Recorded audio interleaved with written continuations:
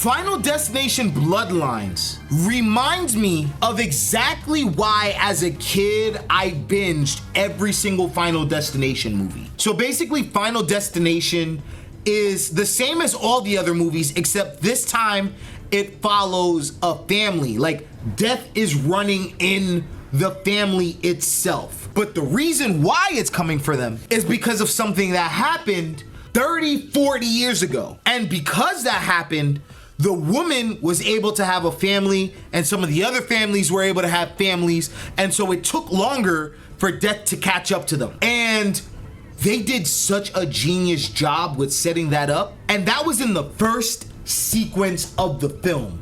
The first sequence of the film starts off with a freaking bang. And at first when I'm watching the movie, I'm like, what is the budget? Why does it look like this? It was trippy because it was like, it clearly felt like it was taking place in like the 60s, 70s, right? But then it felt like it was super surreal, and like you didn't really know what time period it took place in, because like there's this tower that looks like it should have been like a more modern invention, and I promise all of that is integral to it, but like they use a lot of CGI, bro. Like they don't take the time to create like realistic looking backdrops. The fire looks fake. Like the visual effects, I'm gonna be honest with you, were dog shit in the beginning of the film. I'm like, so did the filmmakers just not give a fuck? Like, in all honesty, I was almost ready to walk out, but it was so freaking genius. Come to find out, it was a vision, but it didn't belong to the main character. Now, if I tell you who the vision belongs to, that's when we start to get into like spoilers territory, but the fact that it was surreal and was a vision and the use of CG, I'm like, oh shit, this is a genius use of CGI for filmmaking, and I know the filmmakers know what they're doing. I trusted them going forward. It was so crazy how they were able to tie what seemed like mistakes into the story. One thing that is the strongest point of this movie, like what makes this movie so strong, is that the filmmakers trust that we already know the rules to the world. Final Destination is kind of getting repetitive because they all end the same. Yo, okay, this is something great that you just said, because that's exactly what I'm about to lean into. I didn't even know this franchise existed, but when I heard of Bloodlines, I watched the 5 movies in one sitting. It's crazy good, but I haven't seen Bloodlines yet. Yup, that's what the Final Destination movies will do to you. Like, you just kind of have to sit down and watch them. It's the perfect binge-worthy movie. It's a perfect date night flick. And that's not what I'm actually going to put on my final verdict. Remember, I said I'm gonna give you guys a final verdict using the new watch and theater meter. But Curly, you say something that I think is actually genius, where you say you think it's kind of getting repetitive. That's what this movie does. It adds a thread and a narrative that the other movies kind of just kept doing over and over again. It uses our knowledge that we know how death works already, right?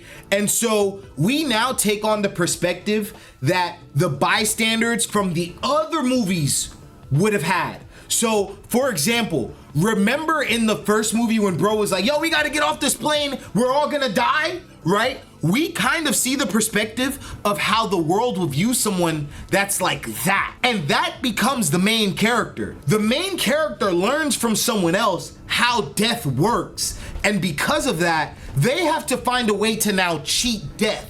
In all of the Final Destination movies, I do not remember them creating a lore around death.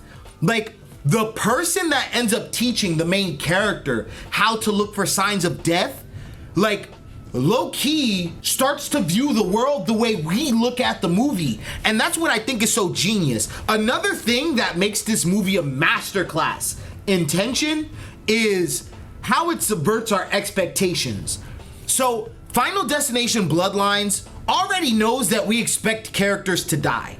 And so what they do is, it's almost like a magician. They'll dangle the keys in front of you over here, but the death is all the way back there, but they're gonna dangle keys in your face. So there's a death, there's a character, and the vending machine. And like the way they set up the vending machine, but there's so much other stuff happening. So there's like, I will say it presents like 5 different ways that any given character could just die. Just straight up. It presents 5 different ways. And then it's up to you to piece together how you think it's gonna happen. And it almost 9 times out of 10 doesn't happen the way you think it's gonna happen. And for that reason, I think like the fact that they're able to hold our attention and we know what's gonna happen, that's exactly what makes this movie so fun. And so overall, what I love about Final Destination Bloodline is that it's not the craziest movie in the world. It's not some cinematic masterpiece, but I will say this feels like a movie that was made in the 2000s. Like somehow they were able to do that. This is the scene that I was talking about right here. As you can see, the background looks fake as hell. They had like this sky view thing. This is her plotting out the murders and the order that her family's gonna die. Oh, this scene was brutal. This right here is the catalyst to why everyone is going through what they're going through. Curly says, for me, it's an 8 out of 10. All right, let's get into it, right? I was gonna say Assassin's Creed Bloodlines. Final Destination Bloodlines.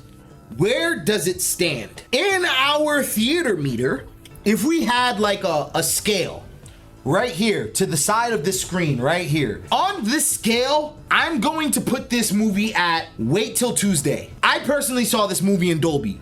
If you have A-list or like a, what's the one Regal has? Like, you know, those movie pass stuff, I think you should just watch this movie in general. Watch it in IMAX, watch it in Dolby. I'm not saying this movie is the worst thing ever, but what I am saying is this movie is worth watching in theaters, but you're gonna wait till Tuesday so you can make it an event with your friends so that it's cheaper and you guys could have a good time. Then on top of that, I also think that this movie's not going to spend too much time in theaters. I think this is the type of movie that's going to make, it's not gonna make any money on streaming, but like it's going to bring a lot of people over to HBO Max. And in going to watch The Last of Us, I saw the first Final Destination movie up there. They just put it back up there. Yeah, I'm gonna give this movie like 30 to 45 days before they ship it right over to streaming.